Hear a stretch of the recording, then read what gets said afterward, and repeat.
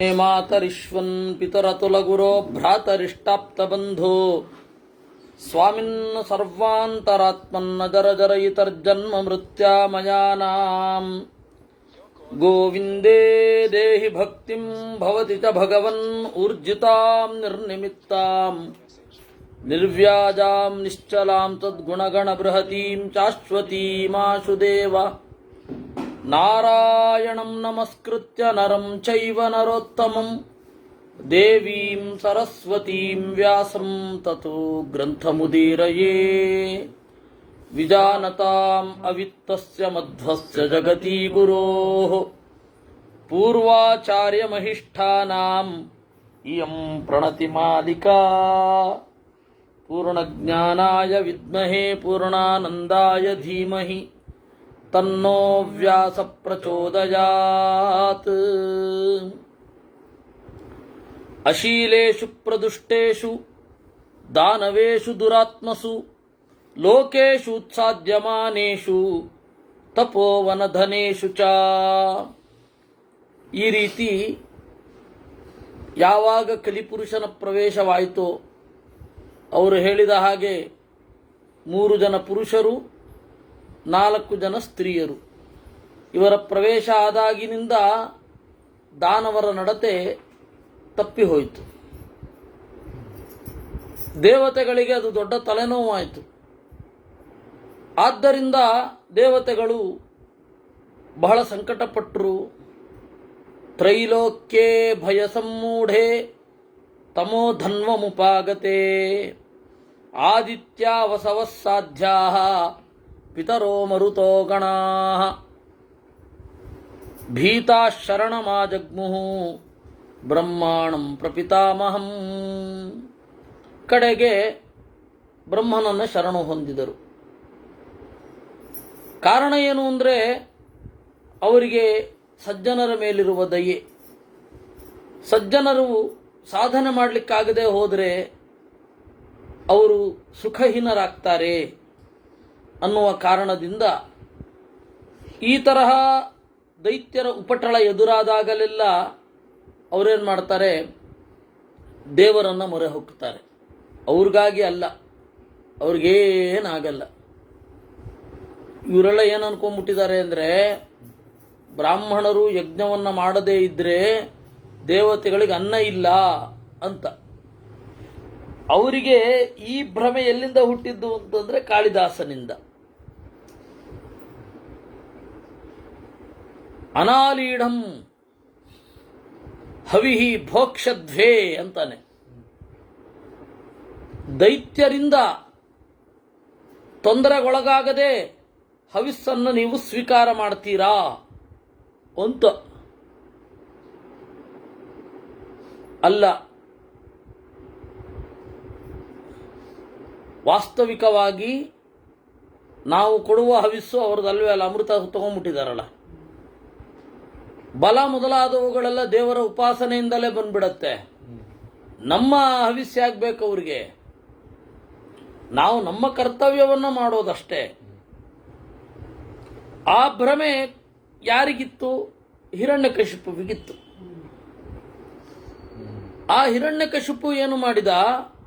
ಹೀಗೆ ಯೋಚನೆ ಮಾಡಿದ, ದೇವತೆಗಳು ಬದುಕೋದು ಬ್ರಾಹ್ಮಣರಿಂದ, ಮತ್ತೆ ದೇವರು ನಾರಾಯಣ ಬದುಕೋದು ಬ್ರಾಹ್ಮಣರಿಂದ. ಹೀಗಾಗಿ ಬ್ರಾಹ್ಮಣರನ್ನು ಕೊಂದು ಬಿಟ್ಟರೆ ದೇವತೆಗಳು ತಬ್ಬಲಿಗಳಾಗಿ ಬಿಡ್ತಾರೆ.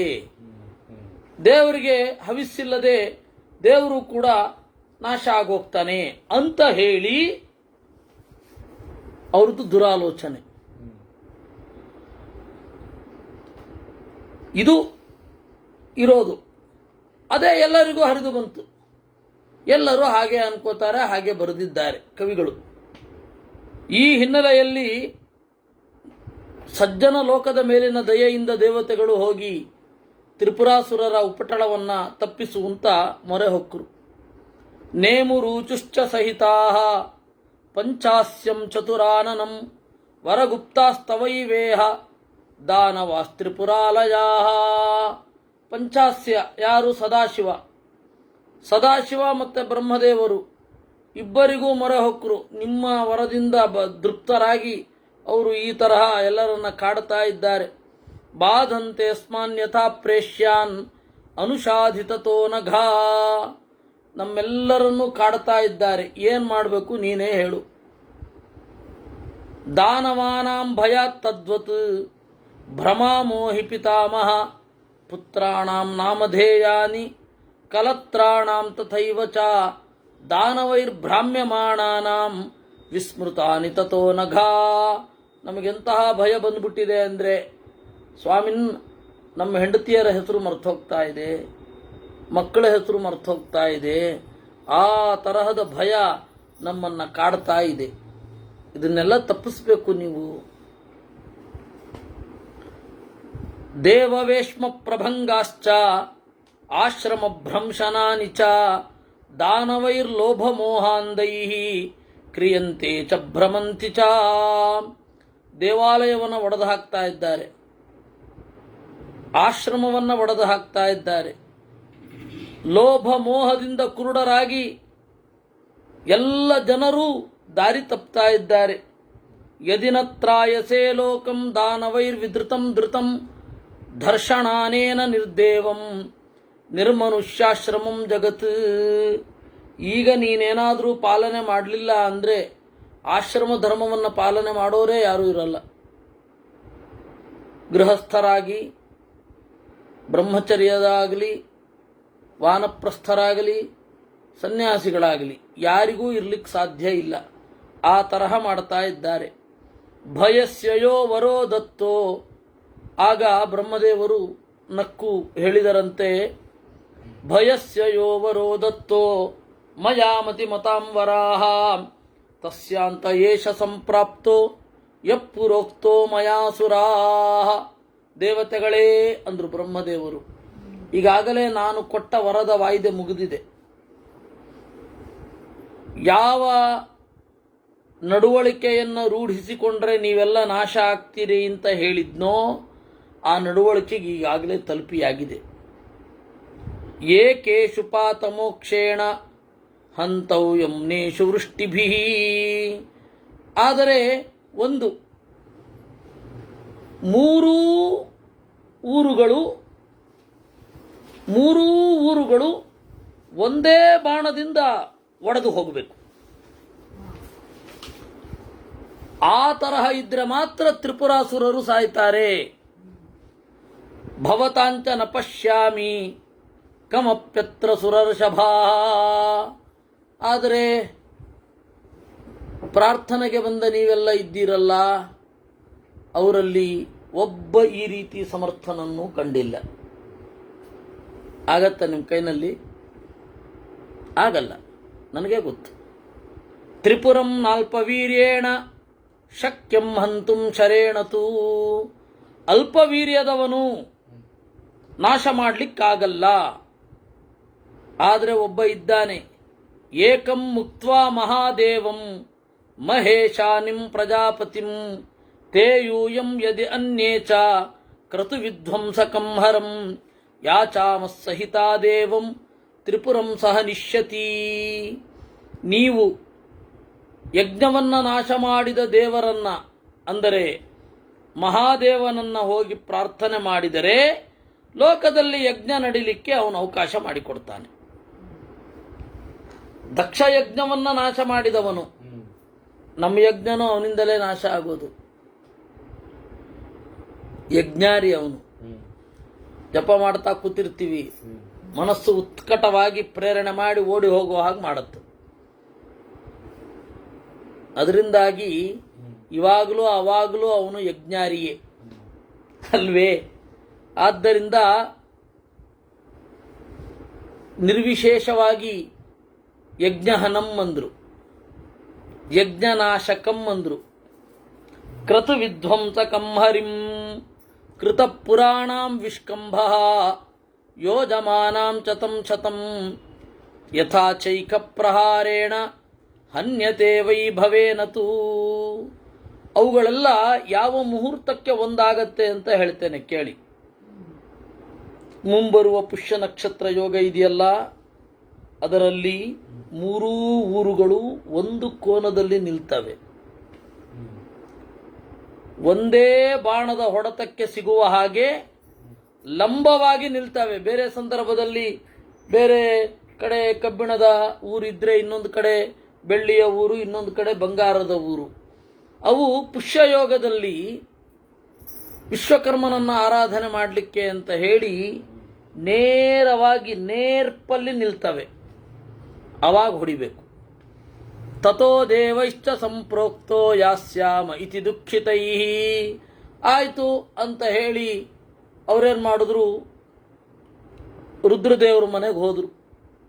ಅಲ್ಲಿದ್ದ ಪಶ್ಯಂತಿ ಚೋಮಯ ಸಾರ್ಧಂ ನಂದಿನಾಚ ಮಹಾತ್ಮನ,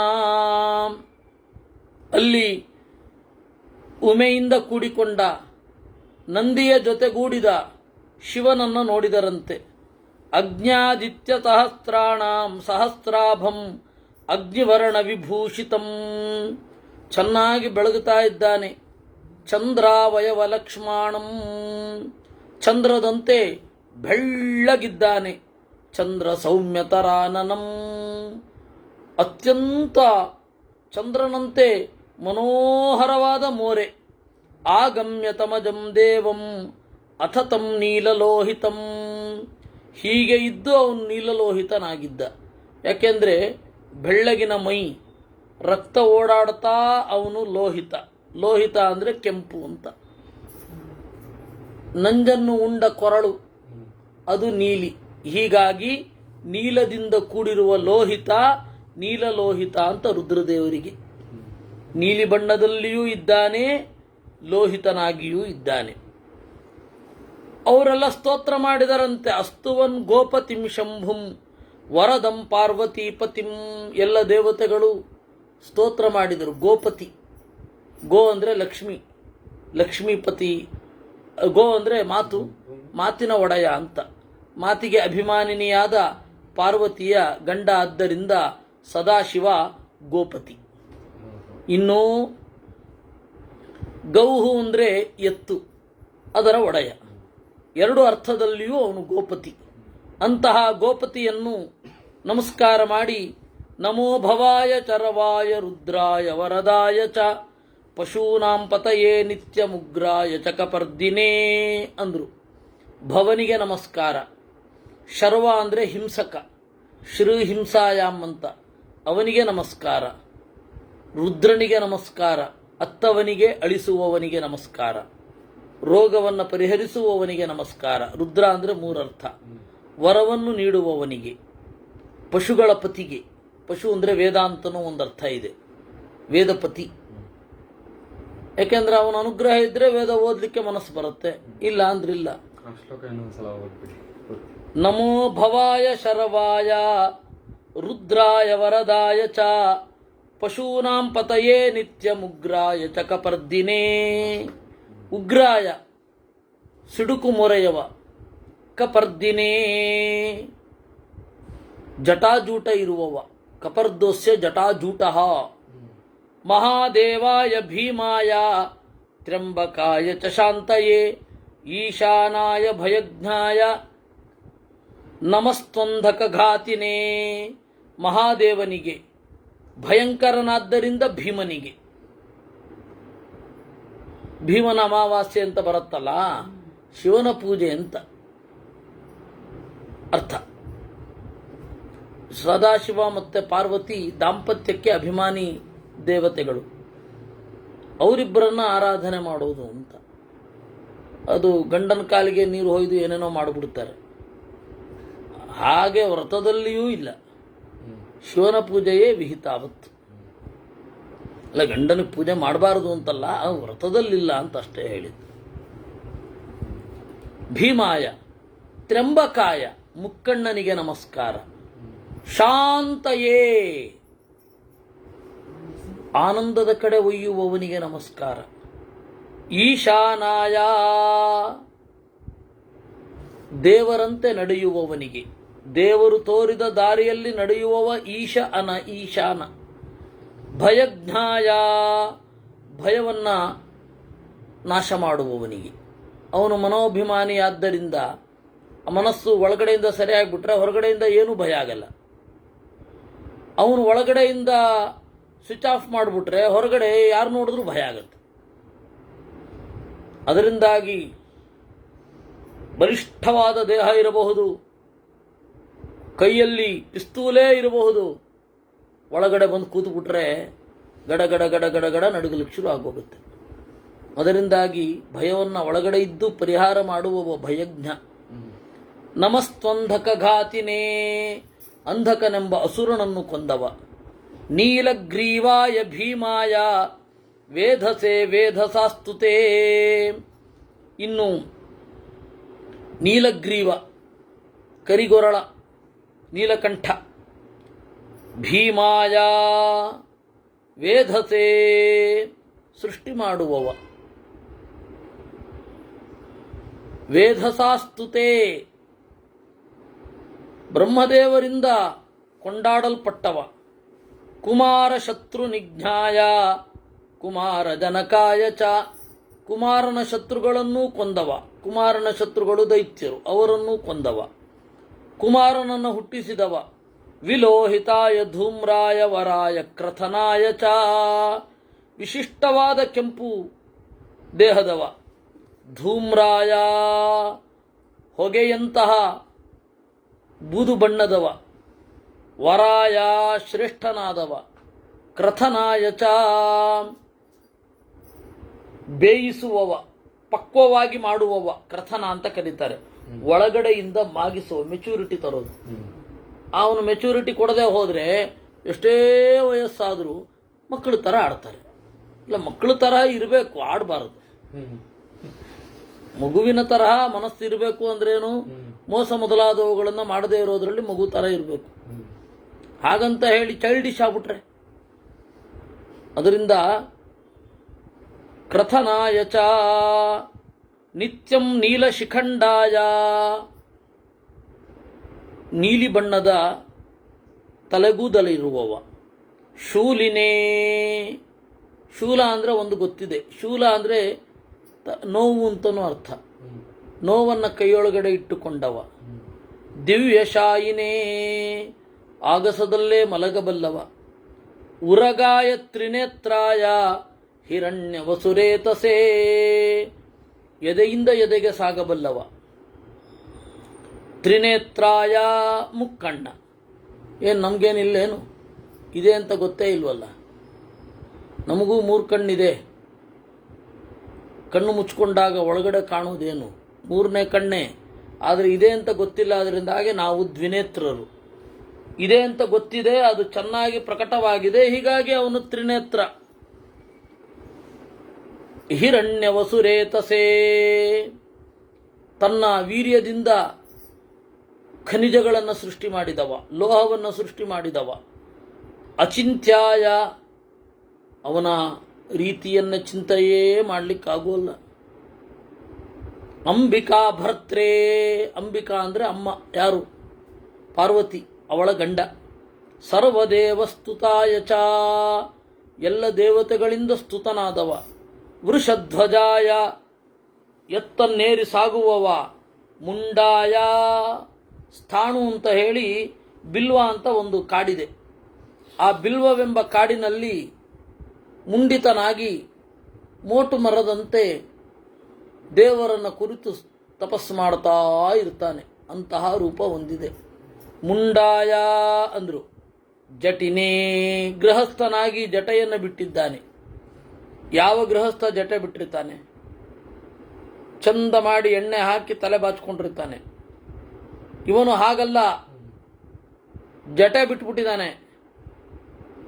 ಬ್ರಹ್ಮಚಾರಿಣೇ, ವೇದದಲ್ಲಿಯೇ ತಿರುಗುವವ. ಇನ್ನೊಂದು ರೂಪ ಇದೆ, ಬ್ರಹ್ಮಚರ್ಯದ ರೂಪ. ಅಶ್ವತ್ಥಾಮನಾಗೇ ಇರಲಿಲ್ವೇನವನು? ತಪ್ಯಮಾನಾಯ ಸಲಿಲೆ ಬ್ರಹ್ಮಣ್ಯಾಯಾಜಿತಾಯ ಚ, ನೀರಿನಲ್ಲಿ ತಪಸ್ಸು ಮಾಡುವವ.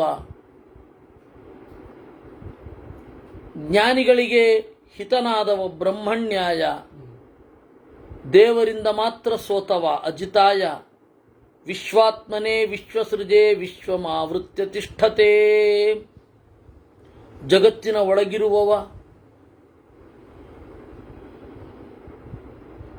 ವಿಶ್ವನನ್ನ, ದೇವರನ್ನ, ವಿಶ್ವಂಭರನಾದ ಪರಮಾತ್ಮನನ್ನ ಒಳಗೊಂಡ ಗಣಪತಿ ವಿಶ್ವ, ಅವನನ್ನೇ ಸೃಷ್ಟಿ ಮಾಡಿದವ, ವಿಶ್ವವನ್ನ ಆವರಿಸಿದವ. ನಮೋಸ್ತು ದಿವ್ಯ ರೂಪಾಯ ಪ್ರಭವೇ ದಿವ್ಯ ಶಂಭವೇ ಅಭಿಗಮ್ಯಾಯ ಕಾಮ್ಯಾಯ ಸ್ತುತ್ಯಾಯಾರ್ಚಾಯ ಸರ್ವದಾ. ಅಭಿಗಮ್ಯ, ಕಾಮ್ಯ, ಅವನನ್ನು ಎಲ್ಲರೂ ಬಯಸ್ತಾರೆ. ಸಜ್ಜನರು ಬಯಸೋದಿಲ್ಲೇನು? ದುರ್ಜನರು ಬಯಸೋದಿಲ್ಲೇನು? ದುರ್ಜನರು ಮತ್ತು ಸಜ್ಜನರು ಇಬ್ಬರೂ ಇಷ್ಟಪಡುವ ಒಬ್ಬ ವ್ಯಕ್ತಿ ಅಂತಂದ್ರೆ ಶಿವ. ಶಿವನನ್ನು ದ್ವೇಷ ಮಾಡಿದ್ರೆ ಉಳಿಗಾಲ ಇಲ್ಲ. ಅದರಿಂದ ಶಿವನನ್ನು ಚಿಂತೆ ಮಾಡಲೇಬೇಕು. ಯಾಕೆ? ವಿದ್ಯಾಂ ಮಹೇಶ್ವರೋ ದದ್ಯಾತಂತ.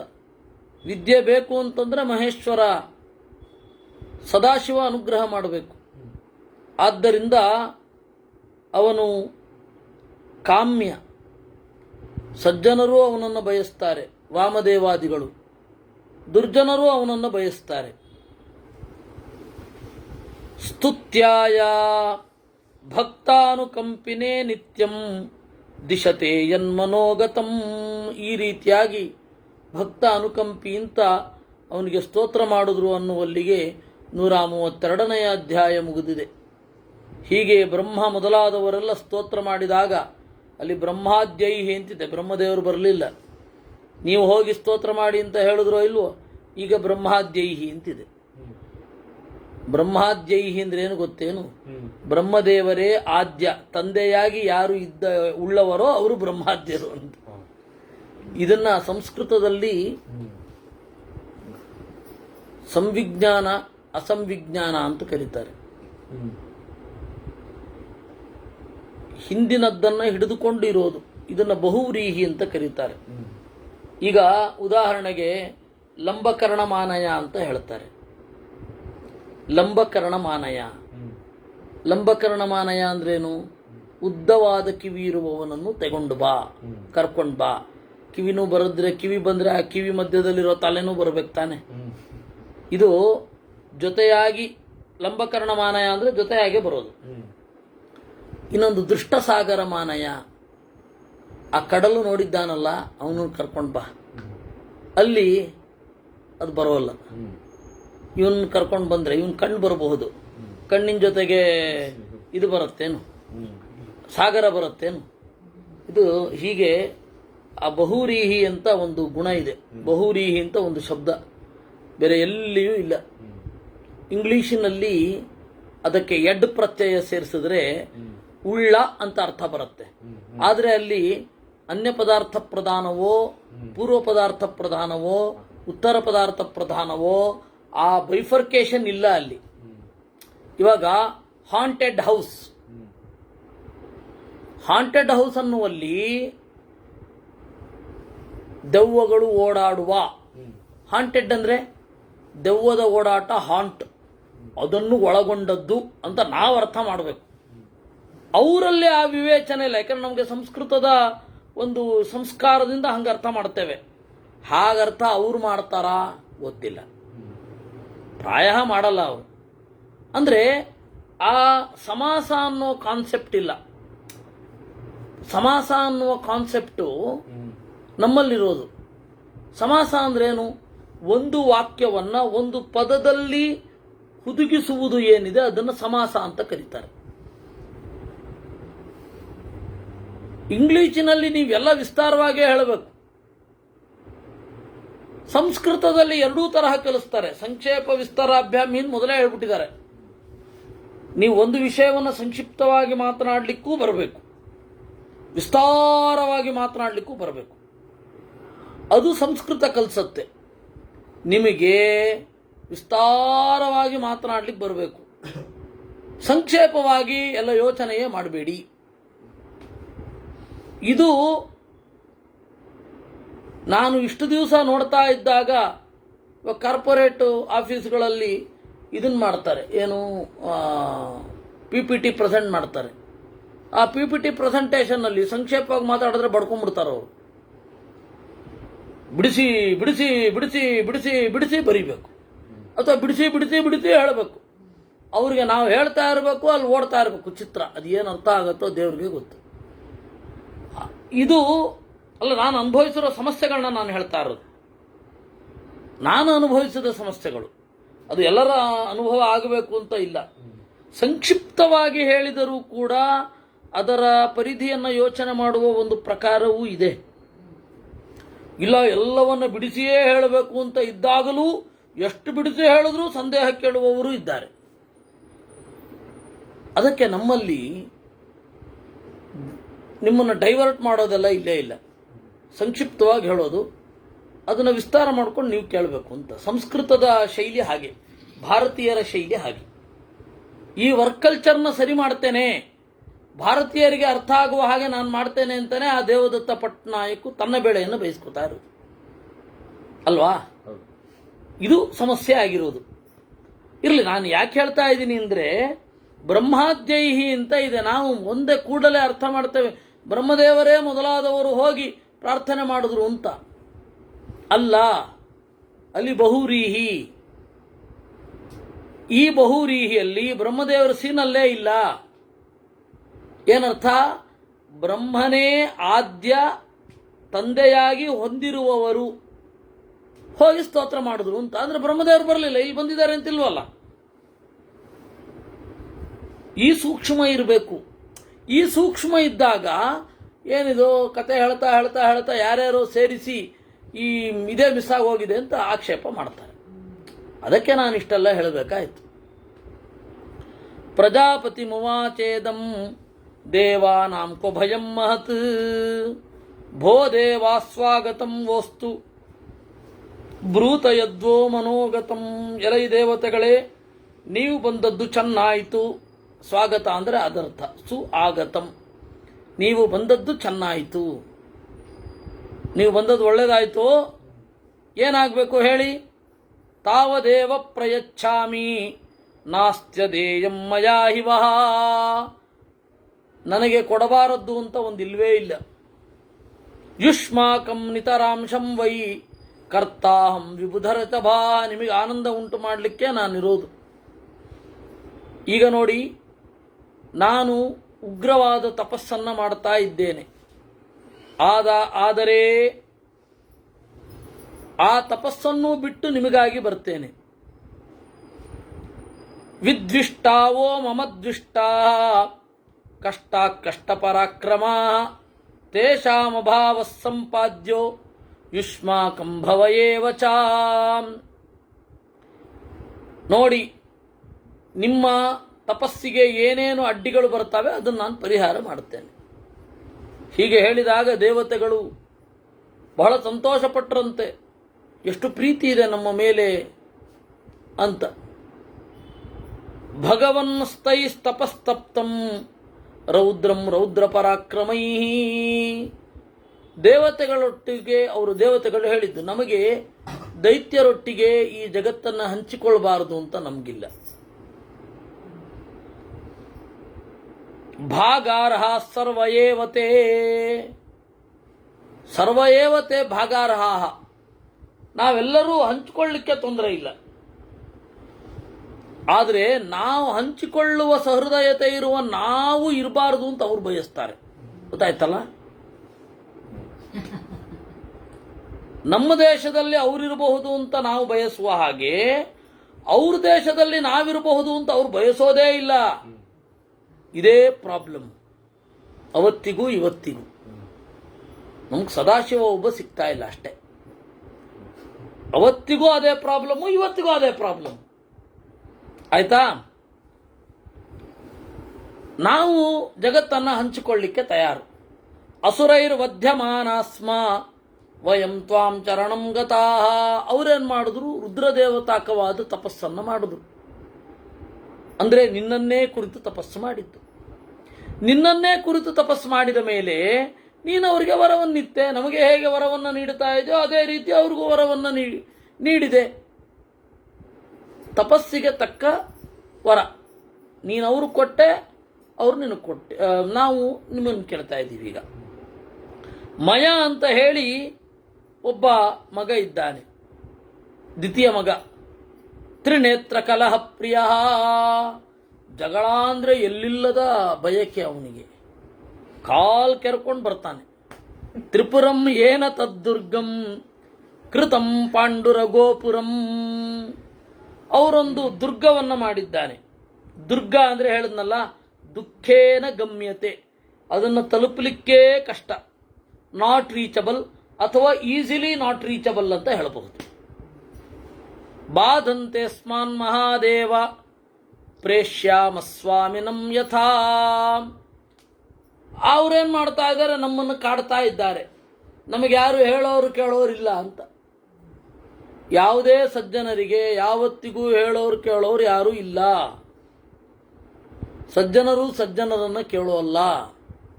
ಸಜ್ಜನರು ದುರ್ಜನರಿಗೆ ಗತಿ, ಸಜ್ಜನರೇ ಸಜ್ಜನರಿಗೂ ಗತಿ. ಕೆಲವೊಮ್ಮೆ ಸಜ್ಜನರು ಸಜ್ಜನರಿಗೆ ಗತಿ ಆಗದೇ ಇರಬಹುದು, ಅಂದರೆ ಆಶ್ರಯ ಕೊಡದೇ ಇರಬಹುದು. ದುರ್ಜನರಿಗಂತೂ ಆಶ್ರಯ ಕೊಟ್ಟಿರ್ತಾರೆ. ಅದು ಏನೋ ಗೊತ್ತಿಲ್ಲ, ಸಜ್ಜನರ ಸಮಸ್ಯೆಯೇ ಅದು.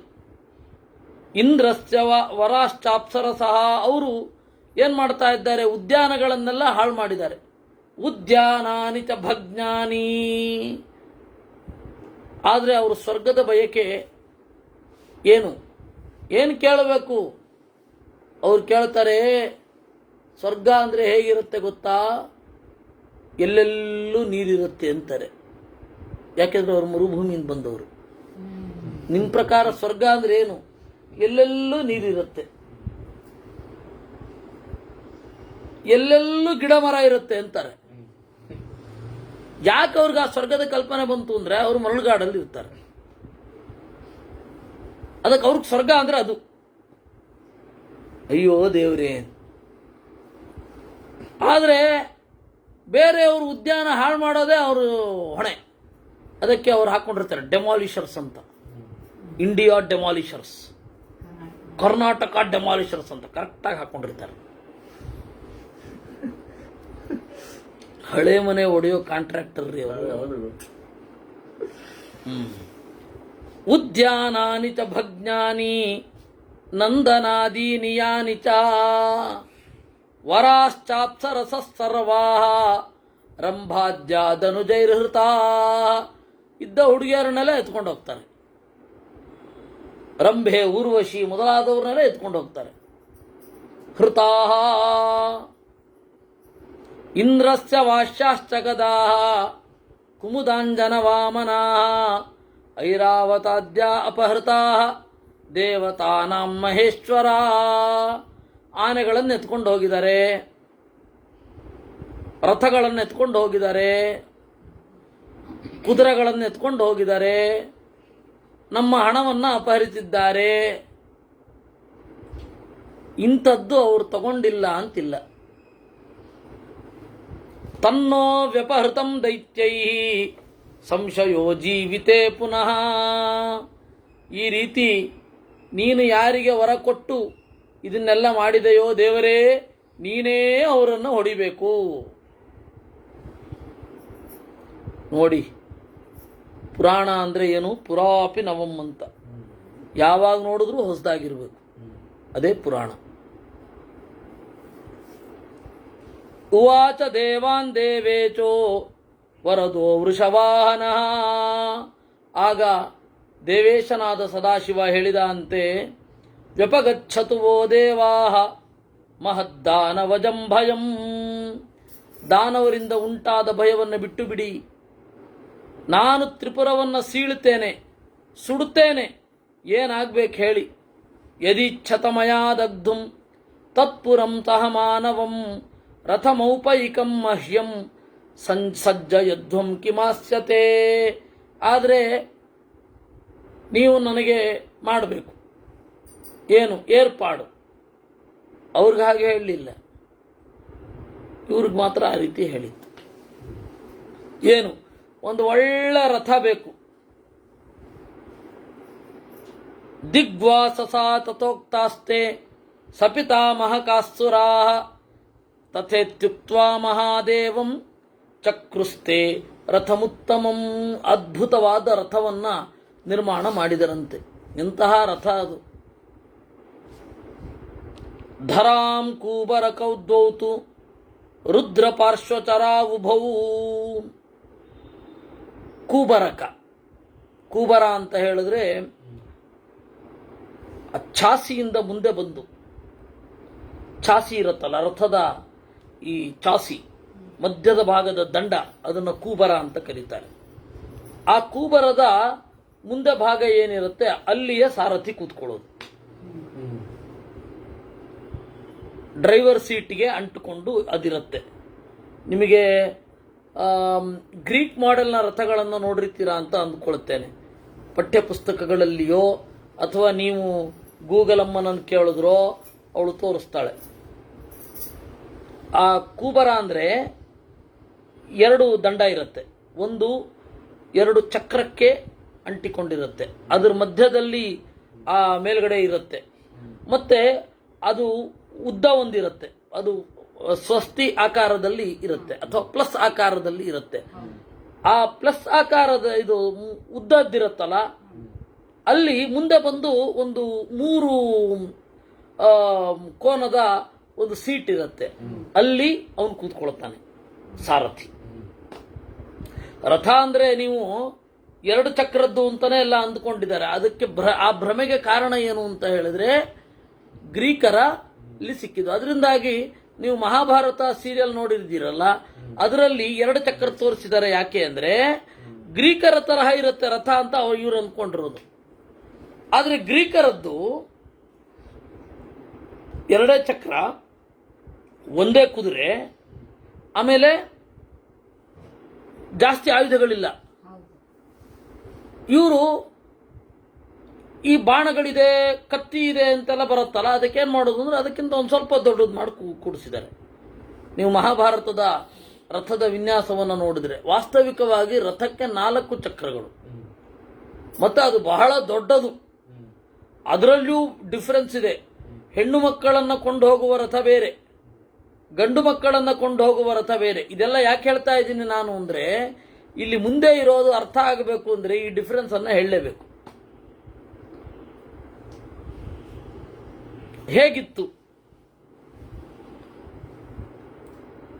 ಧರಾಂ ಕೂಬರ ಕೌದ್ವೌತು ರುದ್ರ ಪಾರ್ಶ್ವಚರಾವುಭೌ.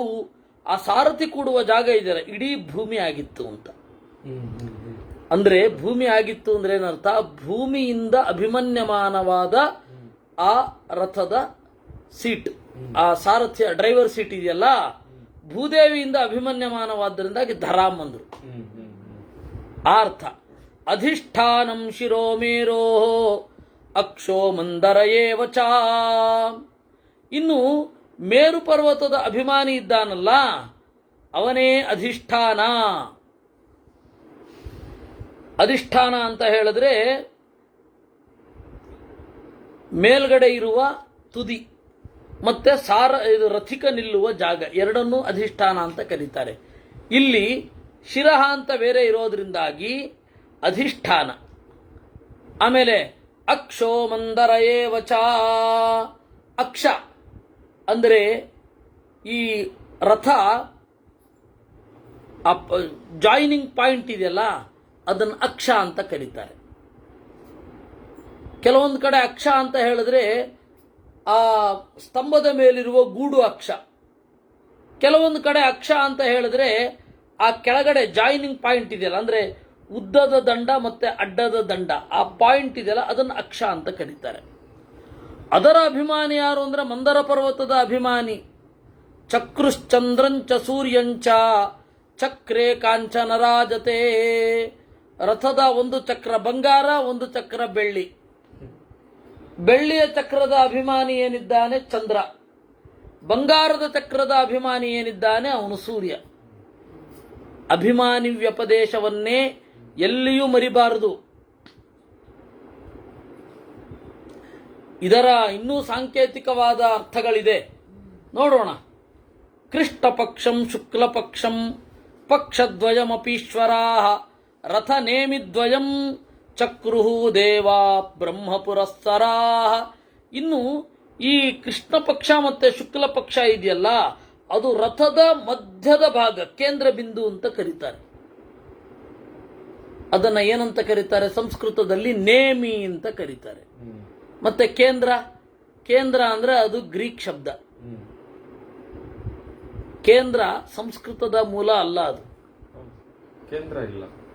ಕೇಂದ್ರ ಇಲ್ಲ. ನೀವು ಮಹಾಭಾರತದಲ್ಲಿ ಎಲ್ಲಿಯೇ ಆಗಲಿ ಕೇಂದ್ರ ಅಂತ ನೀವು ನೋಡಲ್ಲ. ಜ್ಯೋತಿಷ್ ಶಾಸ್ತ್ರದಲ್ಲಿ ಕೇಳ್ತೀರಾ. ಅದಕ್ಕೆ ವರಾಹ ಮಿಹಿರಾಚಾರ್ಯರು ಬೃಹಜ್ಜಾತಕದಲ್ಲಿ ಮತ್ತೆ ಬೃಹತ್ ಸಂಹಿತಾದಲ್ಲಿ ಅವರು ಹೇಳ್ತಾರೆ, ಋಷಿವತ್ತೇ ಪೂಜ್ಯಂತೆ ಯವನಾಹ ಅಂತ. ನಾವು ಯವನರಿಂದ ಖಗೋಳ ಶಾಸ್ತ್ರವನ್ನ ಎಷ್ಟೋ ಬೇರೆ ಹೊಸ ಸಂಗತಿಗಳನ್ನು ಎರವಲು ಪಡೆದಿದ್ದೇವೆ, ಅವರಿಗೂ ಕೂಡ ನಾವು ಋಷಿ ಸ್ಥಾನಮಾನವನ್ನು ಕೊಡ್ತೇವೆ ಎಂದು ಬರೆದಿದ್ದಾರೆ. ಅಲ್ಲಿ ಅಲಾಭು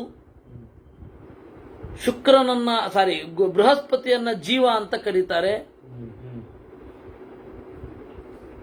ಕೇಂದ್ರ ಆ ಶಬ್ದಗಳನ್ನ ಅಲ್ಲಿ ತಗೊಂಡದ್ದು. ಗ್ರೀಕಿನಲ್ಲಿ ಅದು ಕೆಂತರ್. ಅಲ್ಬೆರೂನಿಯು ಕೂಡ ಒಂದ್ ಸ್ವಲ್ಪ ಮಾತಾಡ್ತಾನೆ, ಬಹಳ ಸುಳ್ಳು ಹೇಳ್ತಾನೆ ಅಲ್ಬೆರೂನಿ.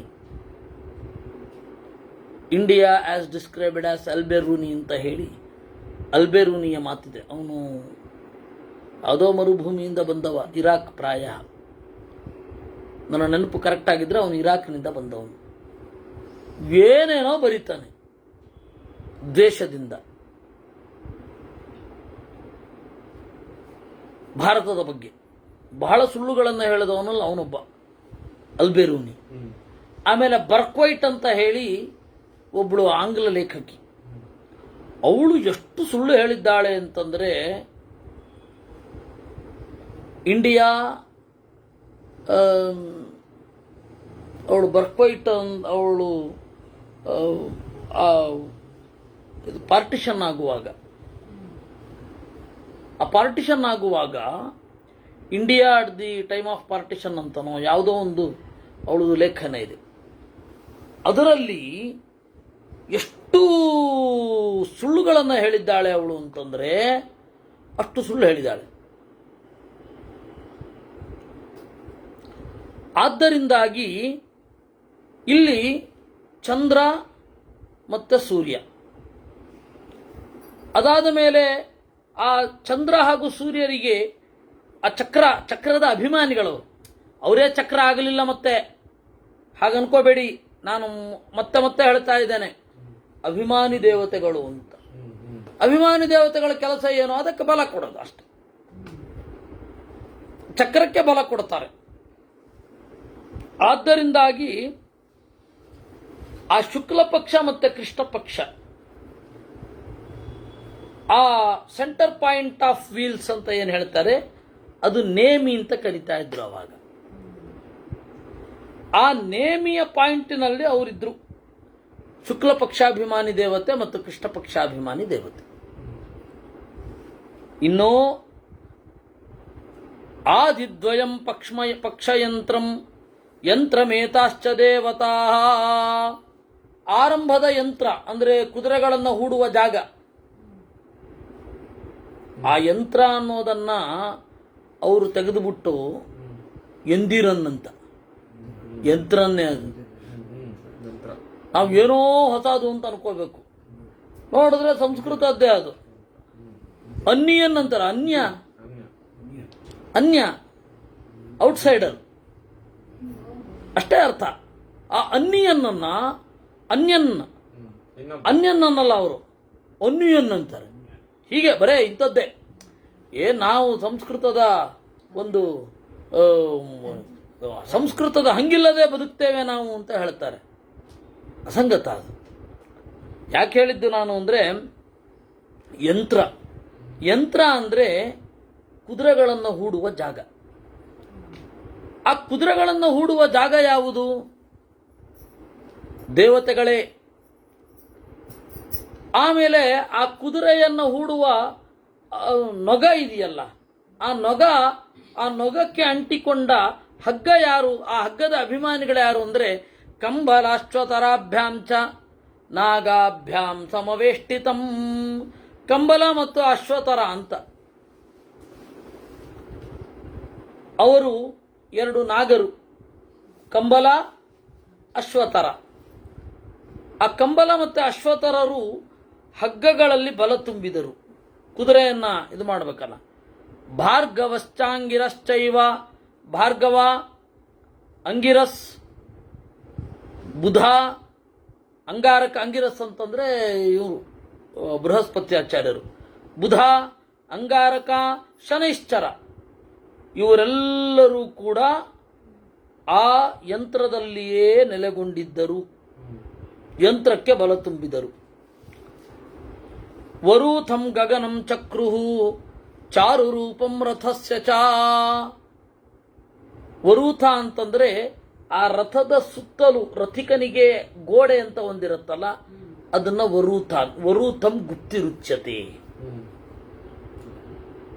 ಅವನು ನಿಂತುಕೊಂಡಿರ್ತಾನೆ, ನಿಂತುಕೊಂಡು ಅದು ಕಾಂಪೌಂಡ್ ಬೇಕದಕ್ಕೆ ಯುದ್ಧ ಮಾಡಲಿಕ್ಕೆ, ಅದ್ರ ಒಳಗಡೆ ಮಾಡಬೇಕು.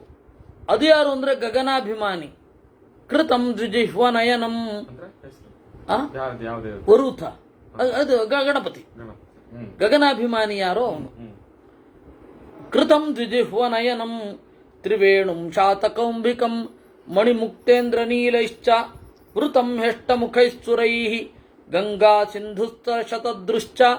ಗಂಗಾ, ಸಿಂಧು, ಶತದ್ರು, ಸಟ್ಲೆಜ್ ಅಂತ ಏನು ಹೇಳ್ತಾರೆ ಅದು, ಚಂದ್ರಭಾಗ, ಚಿನಾಬ್ ಅಂತ ಏನು ಹೇಳ್ತಾರೆ ಅದು, ಇರಾವತಿ, ಅವಿತಸ್ತ, ವಿಪಾಶ, ಯಾವುದು ಬ್ಯಾಸ್ ಆಗೋಗಿದೆ ಈಗ.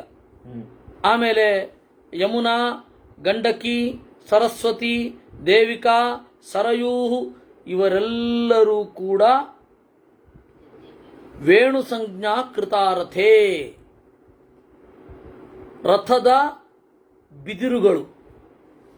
ಚಂದ ಮಾಡಲಿಕ್ಕೆ ಬಿದಿರು ಇರುತ್ತಲ್ಲ, ಆ ಬಿದಿರನ್ನು ಬಗ್ಗಿಸಿ ಬೇರೆ ಬೇರೆ ಆಕಾರದಲ್ಲಿ ಕಟ್ಟಿರ್ತಾರೆ, ಅದನ್ನ ವೇಣು ಅಂತ ಕರೀತಾರೆ.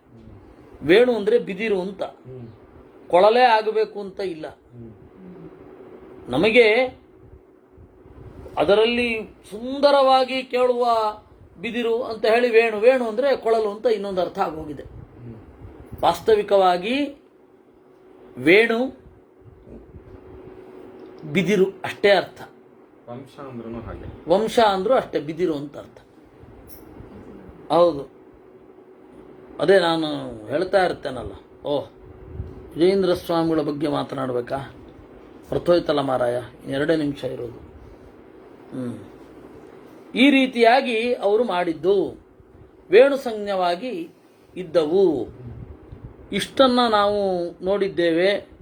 ಇನ್ನು ಆ ರಥದ ವರ್ಣನೆ, ರಥದ ಕಟ್ಟೋಣ ಎಲ್ಲ ಇದೆ.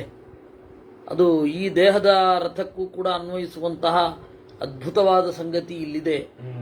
ಅದನ್ನು ಮತ್ತೆ ನೋಡುವ. ಈ ವಿಜಯೇಂದ್ರ ಸ್ವಾಮಿಗಳ ಬಗ್ಗೆ ಏನು ಮಾತನಾಡುವುದು? ಅವರ ಗ್ರಂಥಗಳನ್ನೇ ಹೇಳಬೇಕಷ್ಟೆ. ವಿಜಯೇಂದ್ರ ಸ್ವಾಮಿಗಳು ಅವರು ಮಾಡಿದಷ್ಟು ಕೆಲಸ ಯಾರೂ ಮಾಡಲಿಲ್ಲ. ವ್ಯಾಸತೀರ್ಥರು ಏನು 3-4 ಗ್ರಂಥಗಳನ್ನು ಬರೆದರು. ಅವರೊಂದು ವ್ಯಾಸತೀರ್ಥರದ್ದೆಲ್ಲ ಸೇರಿದ್ರೆ ಒಂದು 10-12 ಗ್ರಂಥಗಳಿರಬಹುದು. ವಿಜಯೇಂದ್ರ ಸ್ವಾಮಿಗಳು ಸುಮಾರು 108 ಗ್ರಂಥಗಳನ್ನು ಬರೆದರು ಅಂತ ಲಿಸ್ಟ್ ಇರೋದು. ಅವರ ವೈದುಷ್ಯದ ಬಗ್ಗೆ ಹೇಳ್ತಾರೆ. ಆ 108 ಗ್ರಂಥಗಳನ್ನ ಹೆಸರು ಹೇಳಿದ ಒಂದು ದೊಡ್ಡ ವಿದ್ವಾಂಸ ಅಂತ. ಆ ತರಹದ ಒಂದು ವೈದುಷ್ಯ ನಮಗೆ ಕಾಣುತ್ತೆ. ಸಮಕಾಲೀನ ಬರಹಗಳನ್ನ ಅವರು ಎದುರಿಸಿದರು.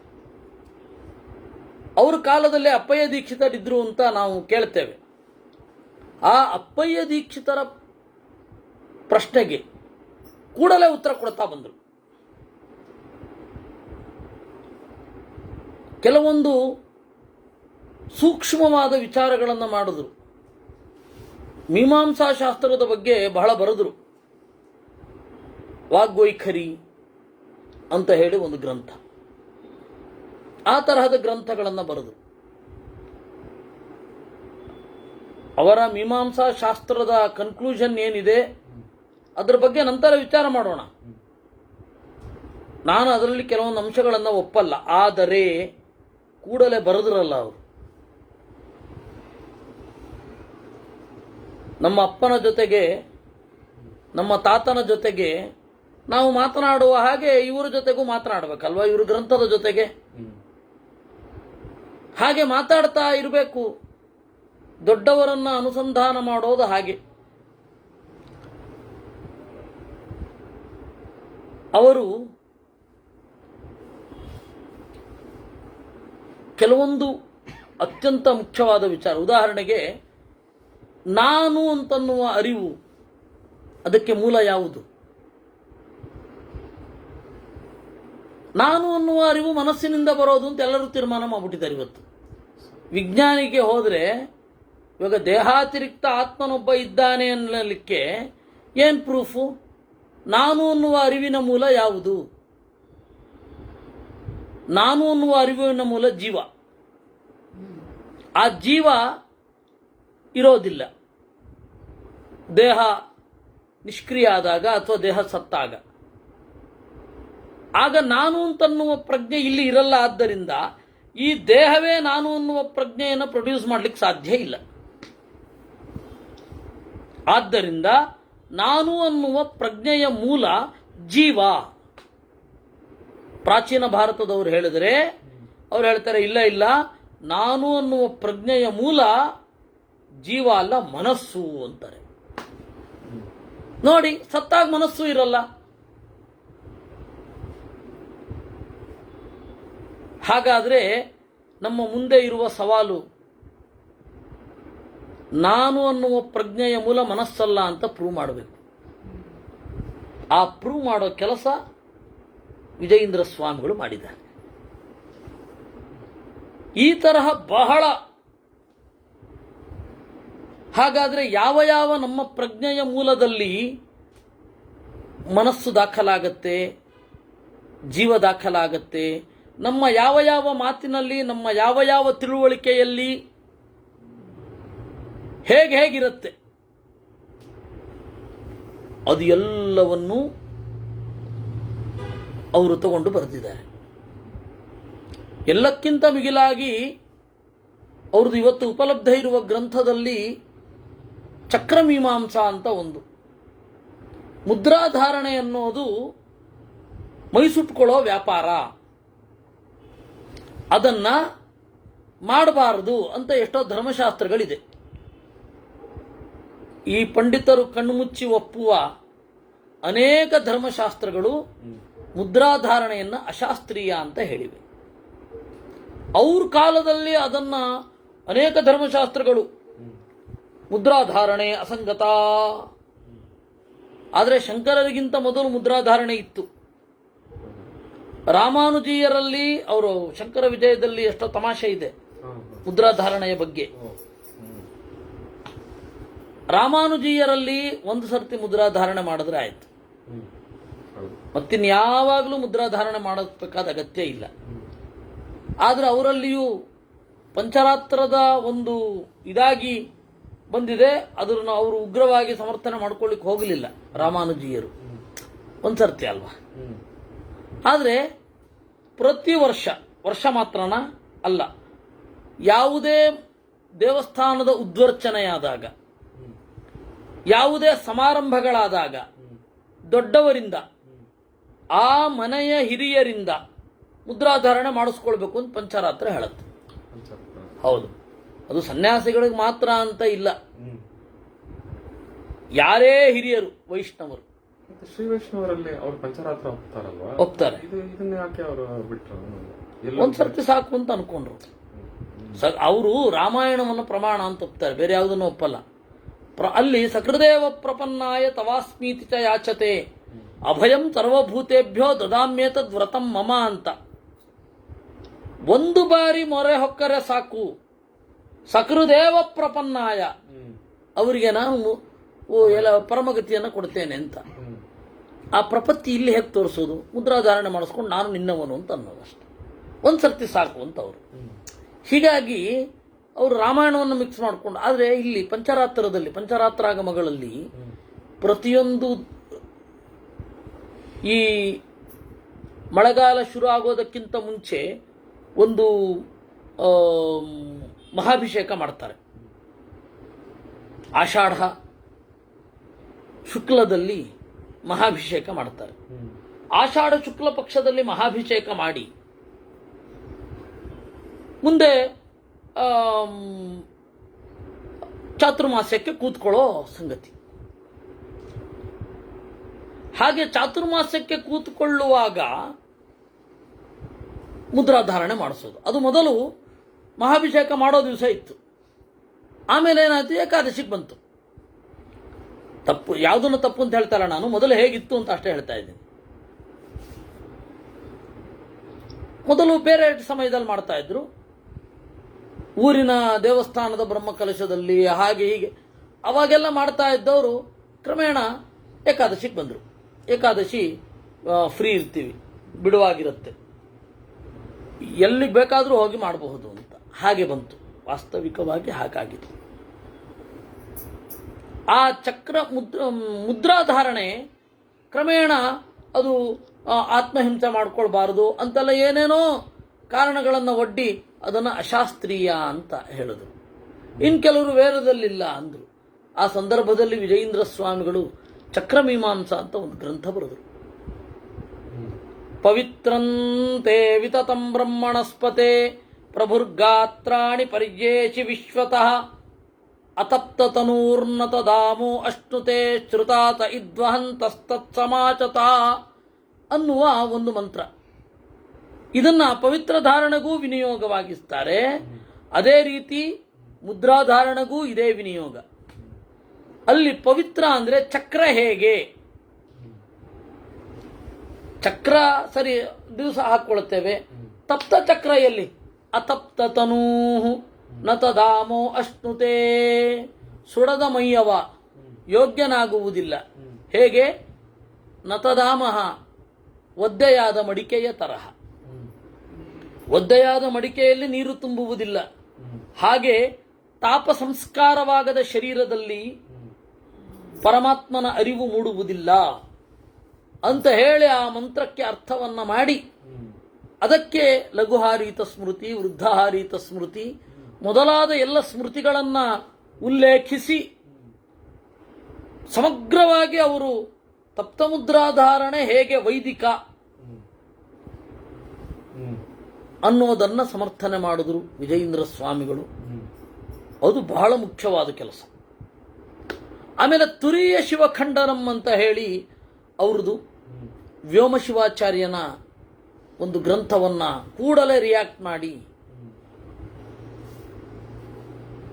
ಶಿವಾಗ್ರಹ ಅನ್ನೋದು ಯಾವ ರೀತಿ ತೊಂದರೆ ಮಾಡುತ್ತೆ, ಎಲ್ಲಿ ಪ್ರಮಾಣಗಳನ್ನು ಕುರುಡು ಮಾಡುತ್ತೆ ಅಂತೆಲ್ಲ ಬರೆದು. ಹೀಗೆ ವಿಜಯೇಂದ್ರ ಸ್ವಾಮಿಗಳ ಮತ್ತೆ ಅವರದು ಸರ್ವ ಸಿದ್ಧಾಂತ ಸಾರಾಸಾರ ವಿವೇಚನಂ ಅಂತ ನಾನು ಮೊದಲು ಮಾತಾಡಿದ್ದು ಅದನ್ನೇ. ಎಲ್ಲಿ ಇದರಲ್ಲಿ ಯಾವುದು ಸೋಸ್ಲೆ ವ್ಯಾಸರಾಜ ಮಠದಲ್ಲಿ ಬಂಡೆಗೋವಿಂದ ಪಂಚತ್ರ ಅಲ್ಲಿ ಅದನ್ನೇ ನಾನು ಮಾತನಾಡಿದ್ದು. ಆ ತರಹದ ಕೃತಿಗಳು ಬಹಳ ಬಹಳ ಅನೇಕ. ನಾನು ಹೇಳಿದ್ನಲ್ಲ, ಅಹಂ ಶಬ್ದಸ್ಯ ಅಥವಾ ಅಹಂ ವ್ಯವಹಾರಸ್ಯ ಜೀವಗತ್ವ ಸಮರ್ಥನಂ ಅಂತ ಆ ತರಹದ ಬಹಳ ಸಂಗತಿಗಳನ್ನು ಹೇಳಿದ್ದಾರೆ. ನನಗೆ ಇವತ್ತು ಮರ್ತೋಯ್ತು. ಇವಾಗ ನನಗೆ ಅವನು ಭೂಷಣ ಹೇಳಿದ್ದ, ಸ್ವಲ್ಪ ಯಾವಾಗಲೂ ಮಾಡಿದ್ದ, ನನಗೆ ಯಾವುದ್ಯಾವುದೋ ಕೆಲಸದಲ್ಲಿ ಆಚಾರ್ಯರ ಕೃತಿಗಳಿಗೆ ಯಾವ್ದಾದ್ರು ವ್ಯಾಖ್ಯಾನ ಮಾಡಿದ್ದಾರೆ. ಅಂದ್ರೆ ಆಚಾರ್ಯ ಕೃತಿಗಳಿಗೆ ನೇರವಾಗಿ ಮಾಡಿಲ್ಲ.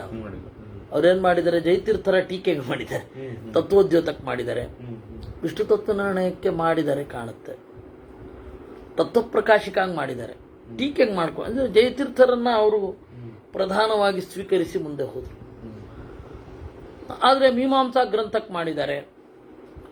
ಅದರಲ್ಲಿ ಅದನ್ನ ಸಮರ್ಥಿಸಿ ಮಾಡಿದ್ದಾರೋ ಅಥವಾ ಯಾವುದನ್ನ ಮೀಮಾಂಸದ ಮೇಲೆ ಅಂತ ಹೇಳಿದ್ರಲ್ಲ, ಸಮರ್ಥನೆ ಮಾಡಿಬಿಟ್ಟಿದ್ದಾರೆ. ಸಮರ್ಥನೆ ಮಾಡಿದ್ದಾರೆ. ಹೌದಾ? ಅದನ್ನ ಮತ್ತೆ ಹೇಳುವ, ಅದನ್ನ ಇಲ್ಲ, ಅದನ್ನ ಮತ್ತೆ ಹೇಳಬೇಕು. ಇಷ್ಟು ನಾವು ವಿಜಯೇಂದ್ರ ಸ್ವಾಮಿಗಳ ಬಗ್ಗೆ ನೋಡಬೇಕಾದದ್ದು. ಅವರ ಆರಾಧನೆಯ ದಿವಸ ಅವರನ್ನು ಓದುವಂತಹ ಸಮಯ. ಯಾಕಂದರೆ ಮುಖ್ಯವಾಗಿ ನಾವು ನೋಡಬೇಕಾದದ್ದು ಗೀತೆ, ಮಹಾಭಾರತ, ಆಮೇಲೆ ಪುರಾಣಗಳು, ವೇದ, ಅದನ್ನು ಓದುವಲ್ಲಿ ಸಮಯ ಸಿಕ್ಕಿದಾಗ ಈ ಥರದ್ದನ್ನೆಲ್ಲ ಓದಬೇಕು. ಅದರಿಂದ ಅವರು ತೃಪ್ತರಾಗ್ತಾರೆ. ಆ ತರಹದ ಓದುವ ಬುದ್ಧಿ ಬರಲಿ. ಅನವಶ್ಯಕವಾದ ಪವಾಡಗಳಿಂದ ಅವರನ್ನು ದೊಡ್ಡದು ಮಾಡಲಿಕ್ಕೆ ಹೋಗಿ